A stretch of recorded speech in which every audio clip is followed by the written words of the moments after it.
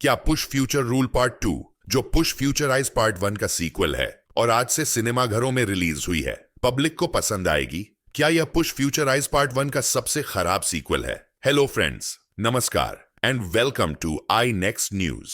आप समझ ही गए होंगे कि इस वीडियो में हम पुष्पा रूल पार्ट 2 का रिव्यू करने जा रहे हैं। लेकिन सबसे पहले आपको याद दिला दूं कि अगर आपने अभी तक हमारे चैनल यानी आपके चहेते चैनल को सब्सक्राइब नहीं किया है तो इस वीडियो को देखने के तुरंत बाद जरूर कीजिएगा। पुष्पा रूल पार्ट 2 वहीं से शुरू होता है जहां पुष्पा राइस पार्ट 1 खत्म हुआ था। आप जानते हैं, पुष्पराज उर्फ पुष्पा यानी अल्लू अर्जुन, वे रेड सैंडलवुड स्मगलर के साथ कुल्ली का काम करते थे। धीरे धीरे उन्होंने जीवन में तरक्की की और अंततः सैंडलवुड स्मगलर्स के सिंडिकेट के प्रमुख बन गए।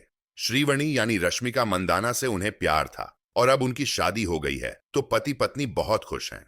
एक और बात, पुष्पा को हमेशा इस बात का गम था कि उनके सौतेले भाई ने कभी भी उन्हें अपमानित करने का मौका नहीं छोड़ा, क्योंकि वह अपने पिताजी की नाजायज औलाद है। इसलिए पुष्पा को बहुत दुख है कि उन्हें और उनकी मां को न तो पारिवारिक नाम मिला है और न ही वह सम्मान। अब इस फिल्म में पुष्पा की सत्ता और उनके राज्य के बारे में बताया गया है। एक पुलिस अधिकारी है जो बड़ा ही अजीब और साइकोटिक है। भंवर सिंह शेखावत, प्लेड बाय फहाद फासिल, उनके साथ इनका टांका भिददा हुआ है। उनके साथ क्या गेम चलता रहता है ये भी बताया गया है। पुष्पा अपनी पत्नी से इतना प्यार करते हैं कि अगर उनकी पत्नी कुछ कह दे तो वो उसे सर आंखों पर रखते हैं और उसे पूरा करते हैं। उनकी पत्नी को खुश देखकर ही चैन की सांस लेते हैं। तो सारांश में इस कहानी का सबसे पहले विश्लेषण करते हैं इस फिल्म की कथा और संवादों को। इस फिल्म की कहानी और स्क्रीन प्ले दोनों ही सुकुमार ने लिखे हैं। बेहतरीन कहानी है और उस ड्रामा को जो पुष्पा द राइज पार्ट 1 में शुरू हुआ था आगे बढ़ाया गया है। कहानी बहुत अच्छी है और बहुत ही तेजी से चलती है।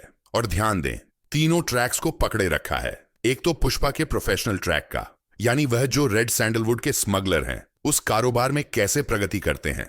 दूसरा उनकी पत्नी के साथ, पहले जो उनकी गर्लफ्रेंड थी पार्ट 1 में, अब पत्नी है, उनके साथ क्या संबंध है, कैसे उनकी निजी जिंदगी चल रही है। और तीसरी बात यह है कि उन्हें जो पारिवारिक नाम और सम्मान नहीं मिल रहा, उसके लिए वह कितने दुखी हैं, क्या क्या करते हैं और कैसे चाहते हैं कि उन्हें वह सम्मान मिले। साथ ही पुलिस अधिकारी का पहलू भी है।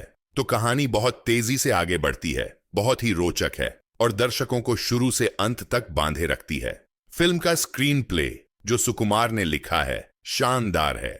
1 मिनट भी, 1 सेकंड भी आप बोर नहीं होते। इतनी लंबी फिल्म 3 घंटे 21 मिनट, 3 घंटे 20 मिनट और 38 सेकंड की है। इतनी लंबी फिल्म में दर्शकों को बांधे रखना और उनका ध्यान भटकने से रोकना कोई मामूली बात नहीं है। लेकिन सुकुमार की लेखनी, उनका स्क्रीन प्ले, यह इतना अच्छी तरह से लिखा गया है, इतना दिलचस्प, आकर्षक और मनोरंजक है कि आपका यानी दर्शकों का ध्यान भटकता ही नहीं है और एक पल के लिए भी आप स्क्रीन से अपनी नजरें हटा नहीं सकते, क्योंकि आपको लगता है कि आप कुछ मिस कर देंगे। फिल्म में कई शानदार दृश्य हैं। पहले भाग में जब पुष्पा अवतार इंस्पेक्टर पुलिस अफसरों को खरीदता है, वह दृश्य अद्भुत है। सभी एक्शन दृश्य ऐसे हैं कि आपका दिल मुंह में आ जाता है। ये बहुत ही शानदार एक्शन सीन है। सिनेमा हॉल में तालियां और बिस्लिंग सुनाई देती हैं।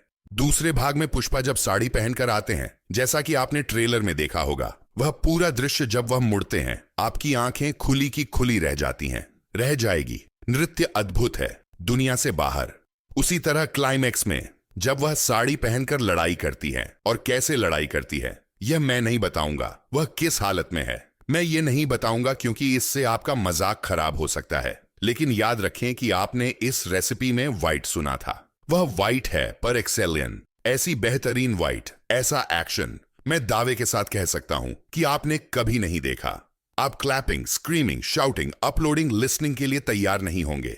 ऐसी बाइट है, ऐसा एक्शन सीक्वेंस है क्लाइमैक्स वाला, यह आपको चौंका देता है। एक और क्लाइमैक्स है इमोशनल क्लाइमैक्स, जिसमें आपकी आंखें नम हो जाती हैं और रोना न भी आए तो दिल भर आता है। हम नहीं बताएंगे क्यों, क्योंकि मजा किरकिरा हो जाएगा। लेकिन इतना कह सकते हैं कि इस फिल्म में ड्रामा के साथ एक्शन, इमोशनल टच, रोमांस, पति पत्नी का रोमांस और भरपूर कॉमेडी है। कई सीन्स में आपको शेयर फन एलिमेंट का मजा आएगा। तो ये बहुत ही होलसम एंटरटेनमेंट है। डायलॉग्स की बात करें तो तेलुगु डायलॉग्स सुकुबा ने लिखे हैं, लेकिन हिंदी अनुवाद या हिंदी डायलॉग्स राजेंद्र साथे ने लिखे हैं और वे शानदार हैं। कई डायलॉग्स ऐसे हैं जिन पर सीटियां और तालियां बजेंगी। ये तो हुई स्क्रिप्ट की बात। अब एक नजर डालते हैं एक्टर्स के परफॉर्मेंसेस पर। अल्लू अर्जुन का प्रदर्शन बेहद शानदार रहा। याद रखें, आपने यह हमारे समीक्षा में सुना था। अल्लू अर्जुन को इस फिल्म के लिए सर्वश्रेष्ठ अभिनेता का राष्ट्रीय पुरस्कार मिल सकता है और निश्चित रूप से सभी पुरस्कार तो मिलेंगे ही। इस तरह की अभिनय आपने सालों बाद देखी होगी। यह डरावनी परफॉर्मेंस वास्तव में अद्वितीय है। आप जो भी विशेषण उपयोग करना चाहें कर सकते हैं। एक शब्द में कहें तो उन्होंने फिल्म को अपने कंधों पर उठाया है।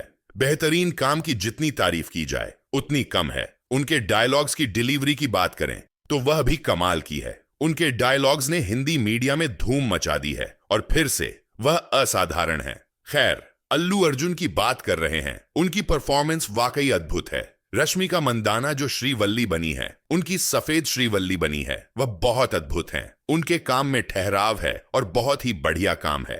इन दोनों के डांस देखने लायक हैं। ऐसे डांसर्स आपने नहीं देखे होंगे और सभी गानों में उनके डांसर्स जहां ये डांस करते हैं वो डांसर्स लाजवाब हैं। फहद फासिल जो एसपी भवन सिंह शेखावत की भूमिका निभा रहे हैं वह अद्भुत हैं। क्या अभिनेता हैं, क्या अभिनेता हैं। उनके चेहरे के हाव भाव, उनकी शारीरिक भाषा, संवाद बोलने की शैली, अभिनय, प्रदर्शन, सब कुछ विशेष अंक पाने योग्य है। अद्भुत, असाधारण। सिद्धप्पा नायडू के रूप में राव रमेश भी शानदार हैं। प्रताप रेड्डी के रूप में चक्रवर्ती बाबू बहुत अच्छे हैं। शेरों की भूमिका में सुनील और दक्षा, शीलू की पत्नी रक्षा की भूमिका में अनसुया भारद्वाज, दोनों ने ट्रैफिक समर्थन में अच्छा काम किया। पुष्पा के सौतेले भाई मुल्लेठी मोहन बाबू की भूमिका में अजय शानदार हैं और उनकी बेटी कावेरी की भूमिका में पवनीकरणम भी अच्छी हैं। कल्पलता जो पुष्पा की मां की भूमिका निभा रही है ने बहुत गरिमापूर्ण प्रदर्शन दिया है। धनंजय जाली रेड्डी शलमुख जका रेड्डी के रूप में और अजय घोष कुंडा रेड्डी के रूप में सभी तीनों अद्भुत हैं। उन्होंने बहुत अच्छा समर्थन दिया है। जगदीश प्रताप भंडारी केस में हवा मोडुलू भी पोस्ट्रेट है। सौरभ सचदेवा जो प्रताप रेड्डी के भतीजे का किरदार निभा रहे हैं वह बहुत प्यारे और अच्छे विलेन हैं। श्रीलना एक कसिक या थप्पड़ मानूंगी डांस में दिखाई देती है। वह बहुत ही सेक्सी है और उसने बहुत अच्छा डांस किया है। मास्टर ने युवा पुष्पा के रूप में अच्छा समर्थन दिया है। इनके अलावा और भी कई एक्टर्स हैं जिन्होंने बेहतरीन सपोर्ट दिया है। अब परफॉर्मेंस के बाद हम डायरेक्शन और अन्य टेक्निकल एस्पेक्ट्स पर नजर डालेंगे। सुकुमार का निर्देशन इस फिल्म में है और कहना पड़ेगा कि डायरेक्शन अद्भुत और बेहतरीन है। ब्रिलियंस डायरेक्शन 1 मिनट के लिए भी आपका ध्यान नहीं भटकता। आपकी आंखें बड़े पर्दे से नहीं हटेंगी। ये डायरेक्शन इतना असाधारण है। उनकी नैरेशन हर तरह के दर्शकों को पसंद आएगी। आप लड़का हो या लड़की, छोटे हों या बड़े, उम्र दराज हों या बहुत युवा, गरीब हों या अमीर, क्लास हों या मैस हों, इस ड्रामा और नैरेशन में आपको इतना मजा आएगा कि आप इस फिल्म की तारीफ करते नहीं थकेंगे। फिल्म में संजीव देवी श्री प्रसाद का संगीत है जो पहले भाग जैसा नहीं है, लेकिन जान लें कि इस फिल्म का संगीत भी बहुत अच्छा है। अंगारो एक बहुत अच्छा गाना है, सामी भी बहुत अच्छा गाना है, पुष्पा बहुत अच्छा गाना है और थप्पड़ मानूंगी भी एक बहुत ही अच्छा मनोरंजक गाना है। मतलब ये गाने फिल्म चलते ही बहुत पॉपुलर हो जाएंगे। दल्लिक समायरा के वालम और गानों के बोल सुनकर मजा आता है। गानों का विचुराइजेशन, सफाई, गणेश आचार्य, शेखर और विजय विधि, कहना पड़ेगा कि कोरियोग्राफी उच्च स्तर की है। नए और मुश्किल स्टेप्स को देखना मजेदार है और एक्टर्स इन्हें इतनी आसानी से और ग्रेसफुली कैसे करते हैं। The dances are so grateful. और चाहे वो अल्लू अर्जुन हो या रश्मिका मंदाना, ऑस्ट्रेलिया में उन्होंने असाधारण रूप से नृत्य किया। बीबीसी प्रसाद का बैकग्राउंड म्यूजिक शानदार है, वास्तव में अद्भुत। ड्रामा का प्रभाव 10 गुना बढ़ जाता है इस असाधारण बैकग्राउंड म्यूजिक की वजह से। मेरे स्लॉट क्यूबा प्रोजेक्ट की सिनेमाटोग्राफी को विशिष्टता से अधिक अंक मिलने चाहिए। इतनी बेहतरीन सिनेमाटोग्राफी है। एक्शन दृश्यों की कोरियोग्राफी पीटर हैन, ड्रैगन प्रकाश, किचन और नमकांत ने की है और एक्शन दृश्य वास्तव में शानदार हैं। इतने ब्रेथ टेकिंग एक्शन सीक्वेंसेस हैं कि आपकी आंखें फटी रह जाएंगी और मुंह खुला रह जाएगा। जैसा मैंने पहले कहा, साड़ी में जो एक्शन सीक्वेंस हैं वे आपको पागलपन में चीखने चिल्लाने पर मजबूर कर देंगे। You will just go berserk in the cinema hall. S Ramakrishna और मोनिका नेगोत्री की प्रोडक्शन डिजाइनिंग बेहतरीन और नवीन लली की एडिटिंग लाजवाब। Very crisp, very sharp. Film की डबिंग बेहतरीन है, एक्स्ट्रॉर्डिनरी है।